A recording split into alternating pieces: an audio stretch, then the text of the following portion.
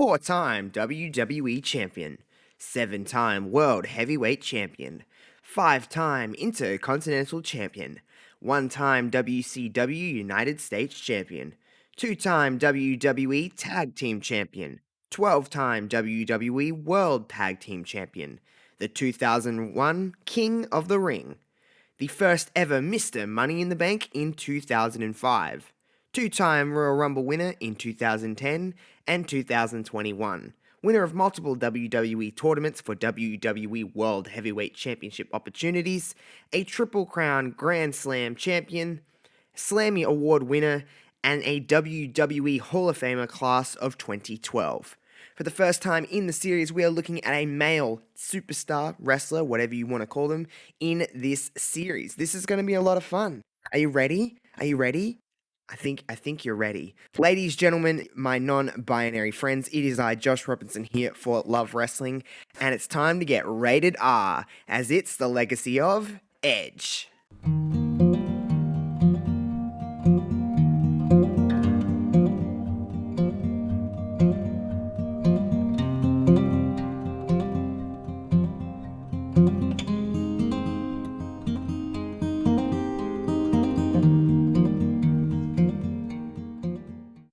Edge's career kind of speaks for itself. It's a career that's been covered by so many different people and platforms that I don't think would be doing it justice in this episode to go through to this kind of retrospective of his career and then add my thoughts to it. I think it would be better to kind of dive into little kind of nooks and crannies of his career and really speak from a personal opinion on what I grew up watching. Edge was a big, huge part of when I was growing up watching WWE in the early to mid 2000s. That's when I really started getting into wrestling.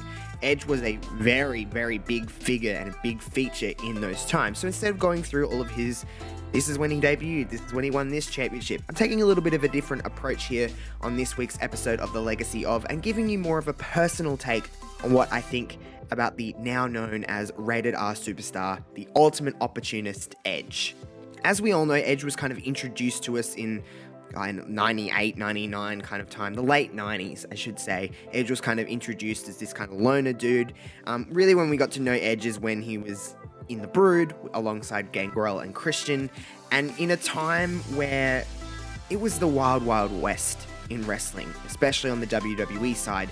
It was the Attitude Era. We were very much in the thick of the Attitude Era, and Edge was coming in as this young, hungry talent that was kind of looking to make a name for himself along with other people.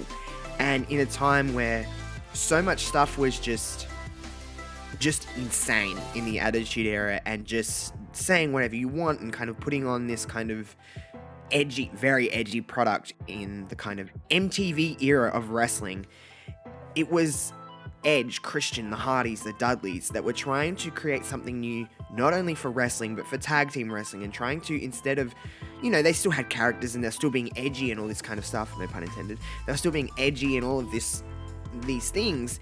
It was focusing and emphasizing on what was happening in the ring.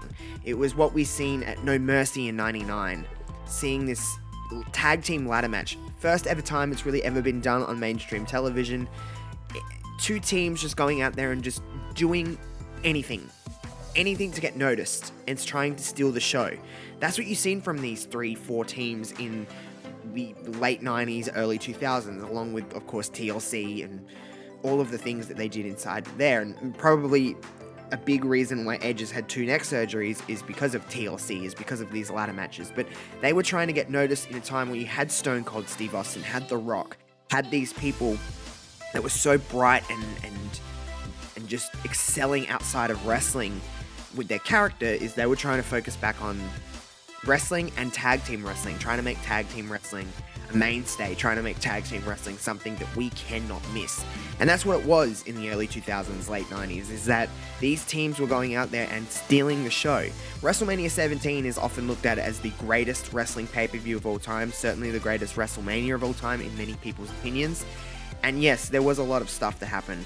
Austin and Rock, and Austin aligning with the evil Vince McMahon. You had Triple H and The Undertaker. But something that I think we can all agree on is what really stole the show in terms of what a match can do was TLC 2. Often touted as the greatest TLC match of all time, Edge and Christian, the Hardys and the Dudleys did something that we had not even seen in their previous TLC match, their first TLC at SummerSlam in 2000. We didn't even realize what the tip of the iceberg was in terms of what could be done in this TLC match, which was just uncharted territory. The only thing that they had to build from was their first one. They essentially had a blank canvas in the first one, and in the second one to a certain degree as well. You just had to base it off of TLC 1 and what you could do more. The spear is something that, the spear to Jeff Hardy from Edge is something that will look on and just live on through the test of times of wrestling. It is one of the most iconic moments in wrestling history of just how easily that could go wrong. But that's what they were doing in those times, is when Edge and Christian were this tag team, and there's a reason why Edge has been a tag team champion so many times, is because he works so well with Christian, but other partners throughout the years as well. But Edge knew tag team wrestling. He knew what he had to do to make a name for himself, and going into the earlier part of 2000s, in 2002, 2003, Edge was looking to become a single star, and a lot of people, I think, were putting this label on Edge as that he can't do it. This is not something that Edge could do. And Edge proved everybody wrong. He would win the King of the Ring in 2001, and he would go on and do many different things, a part of the SmackDown 6 when the original brand split was created within WWE. And then, of course, things kind of come to a little bit of a halt when Edge broke his neck for the first time in 2002 in these brutal matches he was having with the likes of Kurt Angle and Chris Benoit and Eddie Guerrero, doing all these things that we were not seeing. It was such a focus on wrestling, especially in the Ruthless Aggression era, when we're kind of coming out of the Attitude Era, and there was still a lot of this sourness from the Attitude Era that was trying to just be edgy to be edgy instead of being cool and creative.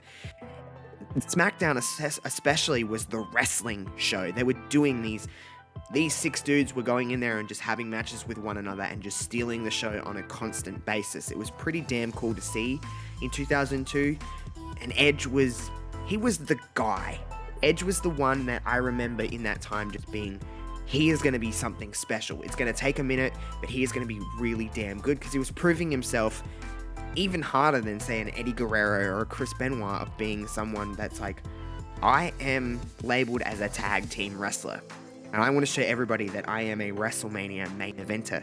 I'm someone that can go out there and put on the match of the show every single night. It was pretty damn cool to see in that time. But Edge would essentially break his neck in 2002 and wouldn't return for over a year, coming back to Raw.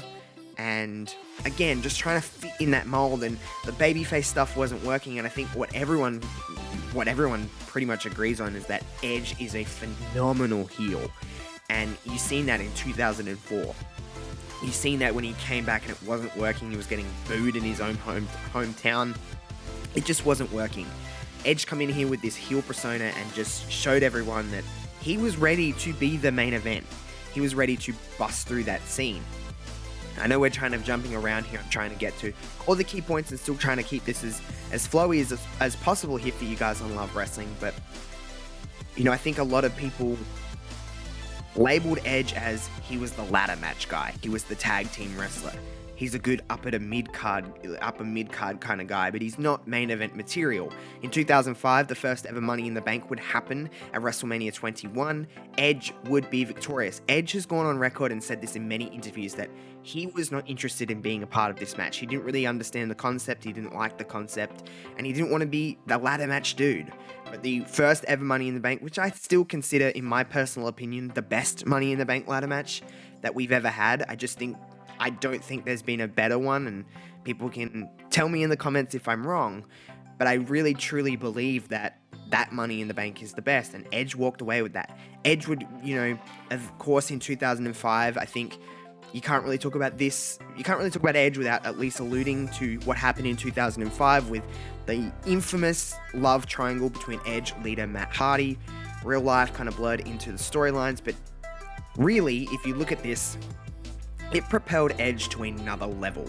He was a heel, he was doing good stuff, but it really propelled him into stardom.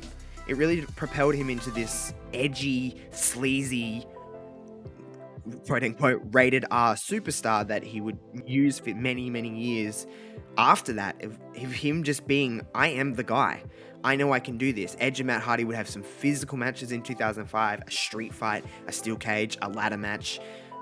And Lita by his side made him the ultimate heel. They were the biggest heels in WWE in 2005 and 2006. Edge would cash in the Money in the Bank in 2006 at New Year's Revolution on John Cena, capturing his first ever World Championship in WWE. He would only hold it for a few weeks before dropping it back to Cena, but that would start this John Cena-Edge rivalry, which is one of the greatest rivalries of all time, and just feuding for the most part of 2006. Of course, Edge would work with Mick Foley at WrestleMania 22, show-stealing performance again from Edge, a great hardcore match, one of my personal favorite matches, just a very physical match. But Edge and Cena would go out and they would have TLC matches, they would have street fights, and they would be doing things that we weren't seeing of this long, drawn-out story that wasn't really happening and still doesn't really happen that much now in WWE. But they're going out and doing things that we just couldn't believe and, feud over this. He'd then go on to team with like Randy Orton and stuff like that. But I think when he won the Money in the Bank for the second time, winning it from Mr. Kennedy in 2007 and heading over to SmackDown, Edge stepped into this other gear. Maybe in a lot of people's eyes, the Edge and Cena stuff was so good that there was really nowhere else for the loser to go in that situation. Cena would, of course, be he was the standard bearer of WWE throughout those years, and Edge just kind of, again, he teamed with Randy Orton for a little while, feuded with DX, but he was just kind of stalling, in my opinion, for a long time. And when he was able to win the Money in the Bank again for the second time, then go into SmackDown and start working with the likes of Batista, start working with the likes of The Undertaker, and getting in these reps with these especially The Undertaker, of someone who is the greatest of all time. It's pretty damn cool to see that kind of stuff happen. And, going through and working with the likes of Batista and The Undertaker throughout 07 and into 08, just put him on a different level. I think, in my opinion, I don't think there's any higher kind of accolade than you main eventing WrestleMania. And especially main eventing WrestleMania with The Undertaker, the streak versus the title. I think a lot of people went into that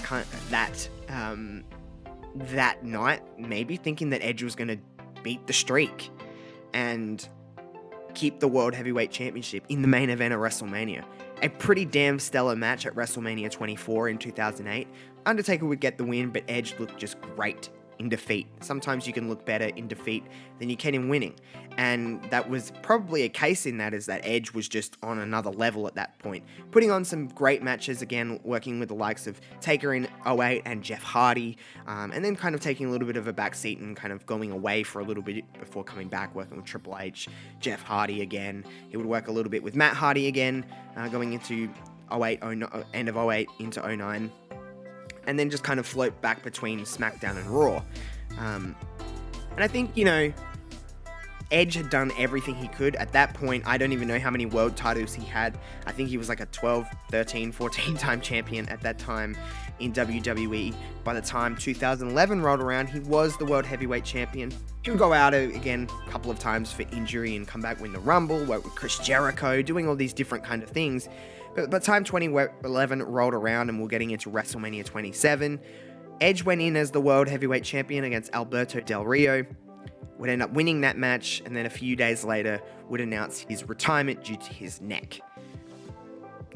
Not on his terms, and we thought that was the last time we would ever see Edge in the ring, ever. I mean, ending the career as the World Heavyweight Champion is not the worst way to go out. However, it wasn't on his terms, and I still can't believe that in 2011 we lost Edge in wrestling and we were never going to see him again. Well, so we thought. 9 years later, after him going and having another successful surgery, doing a lot of acting. By the way, I talk a lot about what you can do outside of the ring here on The Legacy of. He did that. He was a person that went and did all of that. He went and did different TV roles and movie roles. He did other things outside of wrestling, and he was kind of like, his hands were clean. He was like, I'm done with wrestling. I don't need to, it's something I physically cannot do. I'm not allowed to. The choice is out of my hands. But obviously we've seen different kind of documentaries, and that wasn't necessarily the case. He was going, wait a minute, if I can do this kind of stuff and do my own stunts on set, if I can, do different things, why can't I wrestle? And I guess the ball just kind of started rolling from there. And Royal Rumble 2020, I know 2020 is such an awful year to talk about, but it started off so great. In January of 2020, it was number 21 in the Royal Rumble match, and we heard those infamous, "You think you know me." And not too many moments compare to that. It's a moment in a league of its own. Just genuine happiness. Just genuine, like, this little bit of speculation, like, is he going to do it? Is he really going to wrestle? No way, no way. And then he does, and it's so damn cool. Just such a great, genuine, organic moment that you can't bottle up. You can't create that moment. It's so incredible, and just, wow. What a moment. And to nearly win the damn thing as well. We've gone to work with Randy Orton, as we know, throughout last year. He'd have another injury, come back, work with Orton a little bit more before going into a program, of course winning the Royal Rumble this year, and then going into a program with Roman Reigns, Daniel Bryan, and then kind of working with Roman, now with Seth, and having some killer matches with Seth Rollins at SummerSlam and SmackDown, I should say, in MSG. Just putting on some great television, and Edge is in a league of his own. Edge is someone I can just sit there. His promo work in the last couple of years since his comeback has been stellar, like top tier stuff. Something so great about Edge and a microphone and his promo work. I guess it was the acting, whatever it was. It just was so fantastic. You know, Hall of Famer, I should mention in there. When he stepped away from the ring, he did go into the WWE Hall of Fame. He is a 13 or 14-time world champion. He is I think a 15-time tag team champion. He's held the Intercontinental Championship. He's held many different titles and accolades throughout his career. He is one of the greatest of all time. There's something so special about seeing Edge, especially now when we're getting essentially bonus matches from him. Stuff we didn't think would happen. And it's just so cool to be in this spot where we're like, damn, we're seeing Edge wrestle, and he's just putting on, like, wrestling every match like it's his last. It's so cool to see, and I love watching Edge work, and I love watching Edge just do what he was born to do, and that's wrestle.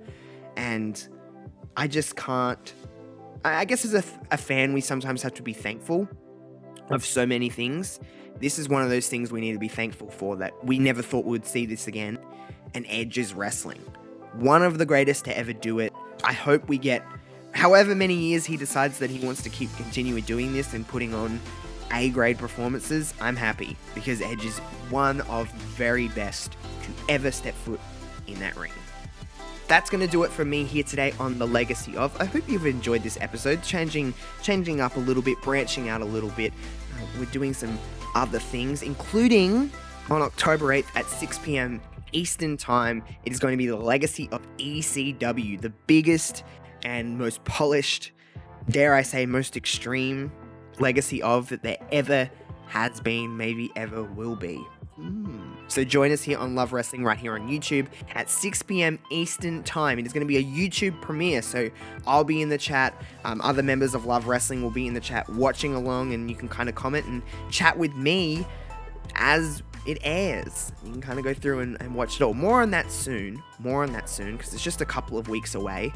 Next week on The Legacy of, it is the Legacy of Evolution 2018. We're going to be taking a look back at the first and currently only WWE all-female pay-per-view. But before we get there, you need to comment and tell me what you liked about this Legacy of. Tell me what you think about Edge, and, you know, maybe throw in some ideas of who else I should cover. Now that we've opened up the world to other things, tell me who you'd like to see covered here on The Legacy of. Of course, if you haven't, that big thumbs up, give that a big old click, so then you let YouTube know that we're doing a good job, and letting me know that you like what I'm putting out here on Love Wrestling. Of course, if you haven't, slide your mouse over to that big red subscribe button, smash that button, click the bell so you're getting notifications of when new videos are popping up here on Love Wrestling. If you like this series, of course, you can hear it in just audio form over on your favorite podcast platform of your choice, and continue to share around these episodes, because it makes it a hell of a lot easier to get into people's algorithms. I don't know. If you want to follow me on Twitter, it's at @JoshRobinson_00. Follow me on Twitch, twitch.tv/JoshRobinson00. I'll leave all the links for my stuff and Love Wrestling stuff in the description box below. Until next Monday, when we cover the Evolution 2018 event, I'll see you then. I'll see you next Monday. I love you all very much. Peace out from me.